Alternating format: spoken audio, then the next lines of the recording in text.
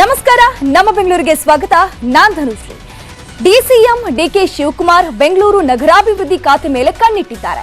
ಡಿಕೆಶಿಗೆ ಬೆಂಗಳೂರಿನ ಹೊಣೆ ಸಿಗೋ ಸಾಧ್ಯತೆ ಕೂಡ ಇದೆ. ಇನ್ನು ಬೆಂಗಳೂರಿನ ಹೊಣೆ ಹೊತ್ತವರಿಗೆ ಸಾಕಷ್ಟು ಸವಾಲುಗಳೇ ಎದುರಾಗಲಿದೆ. ಏನದು ನೀವೇ ನೋಡಿ. ಡಿಕೆಶಿಗೆ ಬೃಹತ್ ಬೆಂಗಳೂರು ಅಭಿವೃದ್ಧಿ ಹೊಣೆ. ಡಿಸಿಎಂ ಮುಂದಿದೆ 108 ಚಾಲೆಂಜ್. ಬೃಹತ್ ಬೆಂಗಳೂರಿಗೆ ಉಸ್ತುವಾರಿ ಯಾರು? ಬೆಂಗಳೂರು ಅಭಿವೃದ್ಧಿ ಹೊಣೆ ಹೊರೋ ಸಚಿವರು ಯಾರು? ಈ ಎಲ್ಲ ಪ್ರಶ್ನೆಗೆ ಈಗ ಸ್ಪಷ್ಟ ಉತ್ತರ ಸಿಗ್ತಾ ಇದೆ. ಬೆಂಗಳೂರು ನಗರಾಭಿವೃದ್ಧಿ ಖಾತೆ ಬಹುತೇಕ ಡಿಸಿಎಂ ಡಿಕೆ ಶಿವಕುಮಾರ್ಗೆ ಫಿಕ್ಸ್ ಆಗಿದೆ. ಬೆಂಗಳೂರು ಖಾತೆ ಹೊತ್ತ ಮೇಲೆ ಡಿಕೆಶಿ ಮುಂದೆ 108 ಸವಾಲು ಎದುರಾಗ್ತಿದೆ. ಒಂದ್ ಕಡೆ ಮಳೆ ಬಂದ್ರೆ ಮುಳುಗೋ ಬೆಂಗಳೂರು, ಅದರ ಬೆನ್ನಲ್ಲೇ ರಸ್ತೆ ಯಾವುದು, ಗುಂಡಿ ಯಾವುದು ಅಂತ ಹುಡುಕ್ಬೇಕಾದ ಪರಿಸ್ಥಿತಿ. ಇದೆಲ್ಲದರ ನಡುವೆ ಬೆಂಗಳೂರು ನಗರಾಭಿವೃದ್ಧಿ ಡಿಕೆಶಿಗೆ ಚಾಲೆಂಜ್ ಆಗ್ತಿದೆ.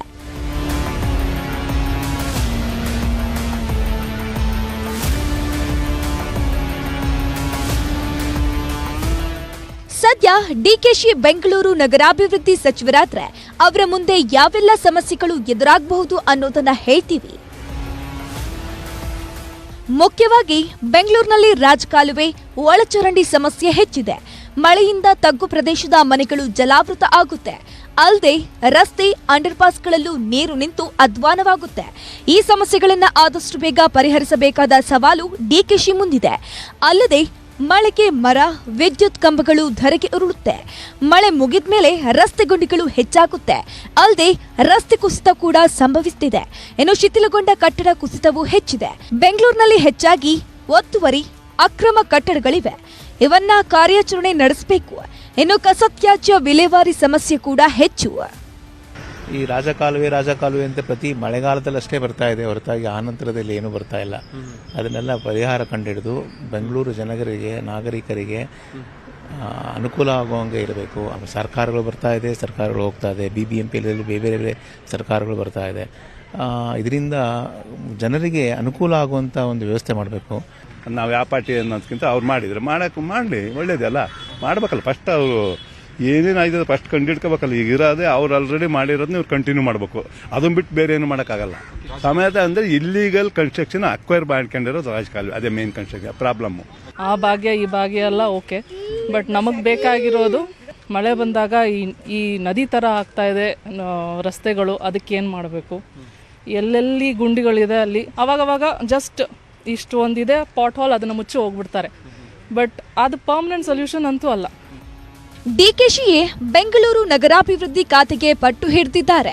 ಅಲ್ಲದೆ ಬೆಂಗಳೂರಿನ ಸಮಗ್ರ ಅಭಿವೃದ್ಧಿಗೂ ಸಾಕಷ್ಟು ಪ್ಲಾನ್ ಮಾಡಿಕೊಂಡಿದ್ದಾರೆ. ಇದರ ಜೊತೆಗೆ ಸದ್ಯ ಮಳೆಗಾಲ ಶುರುವಾಗಿತ್ತು. ಬೆಂಗಳೂರಿನಲ್ಲಿ ಒಂದಾದ ಮೇಲೊಂದರಂತೆ ಸಮಸ್ಯೆಗಳ ಸರಮಾಲೆ ಸೃಷ್ಟಿಯಾಗಲಿದೆ. ಇವೆಲ್ಲವನ್ನ ಡಿಕೆಶಿ ಯಾವ ರೀತಿ ನಿಭಾಯಿಸುತ್ತಾರೆ ಅನ್ನೋದನ್ನ ಕಾದು ನೋಡಬೇಕು. Bureau report, news 18. 2-3 ದಿನದಿಂದ ಸುರಿದ ಚಿಕ್ಕ ಮಳೆಗೆ ಸಿಲಿಕಾನ್ ಸಿಟಿ ಬೆಂಗಳೂರು ತತ್ತರಿಸಿ ಹೋಗುತ್ತದೆ. ಪ್ರೀ ಮಾನ್ಸೂನ್ ಮಳೆಗೆ 2 ಜೀವ ಬಲಿಯಾಗಿದೆ. ಹೀಗಿರುವಾಗಲೇ ಆ ಏರಿಯಾದ ಜನರು ಮಳೆಗಾಲಕ್ಕೂ ಮುನ್ನವೇ ತಮ್ಮ ಸ್ವಂತ ಮನೆ ಬಿಟ್ಟು ಬಾಡಿಗೆ ಮನೆಗೆ ಶಿಫ್ಟ್ ಆಗ್ತಿದ್ದಾರೆ. ಯಾಕೆ ಅಂತೀರಾ? ನೀವೇ ನೋಡಿ. ಮಾನ್ಸೂನ್ಗೂ ಮುನ್ನವೇ ರಾಜಧಾನಿಗೆ ಮಳೆ ಎಫೆಕ್ಟ್. ನೆರೆಗೆ ತುತ್ತಾಗಿದ್ದ ಏರಿಯಾದ ಜನರಲ್ಲಿ ಆತಂಕ. ಬೆಂಗಳೂರಿನಲ್ಲಿ ಸುರಿಯುವ ಮಳೆಗೆ ಜನರು ತಮ್ಮ ಜೀವವನ್ನೇ ಪಣಕ್ಕಿಡುವಂತಹ ಪರಿಸ್ಥಿತಿ ರಾಜಧಾನಿ ಬೆಂಗಳೂರಿನಲ್ಲಿ ನಿರ್ಮಾಣ ಆಗಿರುವಂಥದ್ದು. ಅದರಲ್ಲೂ ಮುಖ್ಯವಾಗಿ ಬೆಂಗಳೂರು ನಗರದ ಹೊರಮಾವಿನಲ್ಲಿರುವಂಥ ಸಾಯಿ ಬಡಾವಣೆಯ ನಿವಾಸಿಗಳಂತೂ ನಿಜಕ್ಕೂ ಆತಂಕದಲ್ಲಿ ಬದುಕ್ತಾ ಇದ್ದಾರೆ. ಸ್ವಂತ ಮನೆ ಇದ್ರೂ ಬಾಡಿಗೆ ಮನೆಯಲ್ಲಿ ಇರಬೇಕಾದ ಸ್ಥಿತಿಯಲ್ಲಿದ್ದಾರೆ ಇಲ್ಲಿರುವ ಜನರು. ಹೊರಮಾವು ಬಳಿಯ ಸಾಯಿ ಲೇಔಟ್ ಜನರ ಗೋಳು ಕೇಳೋರೇ ಇಲ್ಲ. ಕಳೆದ ಬಾರಿ ಮಳೆಯಿಂದ ಸಾಯಿ ಲೇಔಟ್ ಸಂಪೂರ್ಣ ಜಲಾವೃತವಾಗಿತ್ತು. ಮನೆಯೊಳಗೆ ನೀರು ನುಗ್ಗಿ ಲಕ್ಷಾಂತರ ರೂಪಾಯಿ ಮನೆಯ ಉಪಕರಣಗಳು ಹಾಳಾಗಿದ್ವು. ಈ ಬಾರಿ ಮಾನ್ಸೂನ್ಗೂ ಮುಂಚೆಯೇ ಇಲ್ಲಿನ ಜನ ಬೇರೆ ಕಡೆ ಬಾಡಿಗೆ ಮನೆ ಮಾಡಿಕೊಂಡು ವಲಸೆ ಹೋಗ್ತಿದ್ದಾರೆ. ಅವ್ರ ಕೆಲಸ ಸ್ಟಾರ್ಟ್ ಮಾಡಿದ್ರು ಎಲೆಕ್ಷನ್ ಮುಂಚೆ ಸ್ಟಾರ್ಟ್ ಮಾಡಿ, ಈಗಿನೂ ಮುಗ್ದಿಲ್ಲ. ಅದು ಫೈನಲ್ ಸ್ಟೇಜ್ ಸ್ವಲ್ಪ ಮಾಡಿದ್ದಾರೆ, ಇನ್ನೂ ಸ್ವಲ್ಪ ಫೈನಲ್ ಸ್ಟೇಜ್ ಮಾಡಬೇಕು, ಅದು ಮಾಡಿಲ್ಲ. ಈಗ ಮತ್ತೆ ಇಂಜಿನಿಯರ್ಸ್ ಎಲ್ಲ ಹೇಳ್ತಾ ಇದ್ದಾರೆ ಮತ್ತೆ ಮಳೆ ನೀರು ನುಗ್ಗುತ್ತೆ. ಸ್ವಲ್ಪ ಅಡ್ಜಸ್ಟ್ ಮಾಡ್ಕೊಳ್ಳಿ, ಈ ವರ್ಷ ಆಗಲ್ಲ ಹಾಗೆ ಹೀಗೆ ಅಂತ ಇದ್ದಾರೆ. ಕಳೆದ ಬಾರಿ ಮಳೆಯಿಂದ ತೊಯ್ದಿದ್ದ ಸಾಯಿ ಲೇಔಟ್ ಪಕ್ಕದಲ್ಲೇ ಇರುವ ಹೊರಮಾವು ಅಗ್ರಹಾರ ಕೆರೆಗೆ ಹಾಗನೇ ರಾಜಕಾಲುವೆಗೆ ಯಾವುದೇ ಸಂಪರ್ಕ ಇಲ್ಲದೆ ಇರೋದು ಇಲ್ಲಿ ಪ್ರತಿ ಬಾರಿ ನೆರೆಯಾಗುವುದಕ್ಕೆ ಕಾರಣ. ಹೀಗಾಗಿ ಕಳೆದ ವರ್ಷವೇ ಪಾಲಿಕೆ ಹಾಗೂ ಬಿಡಿಎ ಕೈಗೆತ್ತಿಕೊಂಡಿದ್ದ ಕಾಮಗಾರಿ ಇನ್ನೂ ಪೂರ್ಣಗೊಂಡಿಲ್ಲ. ಬಿಡಿಎದು ಗವರ್ಮೆಂಟ್ ಕೆಲಸ ರಾಜಕಾಲುವೆ ಜಾನ್ವರಿಯಿಂದ ಸ್ಟಾರ್ಟ್ ಮಾಡಿದ್ರು. ಅವ್ರು ಹೇಳಿದ್ರು ಒಂದು 20 ದಿನದಲ್ಲಿ ಮುಗಿಸ್ಕೊಳ್ತೀವಿ ಅಂತ. ಆಮೇಲೆ ಅವರು ಇಲ್ಲಿಂದ ಹಳ್ಳ ಮಾಡಕ್ ಶುರು ಮಾಡಿದ್ರು. ನಾವು ಆವಾಗಲೇ ಹೇಳ್ದೆ ಹಳ್ಳ ಮಾಡುವಾಗ ಇದೆಲ್ಲ ಲೂಸ್ ಸಾಯಿಲು ಬೀಳುತ್ತೆ ಅಂತ. ಸರಿ ಸೇಫ್ಟಿ ಮೆಷರ್ಸ್ ಮಾಡ್ಕೊಡ್ತೀವಿ ಅಂದ್ಬಿಟ್ಟು ಇವತ್ತಿನವರೆಗೂ ಮಾಡಿಲ್ಲ.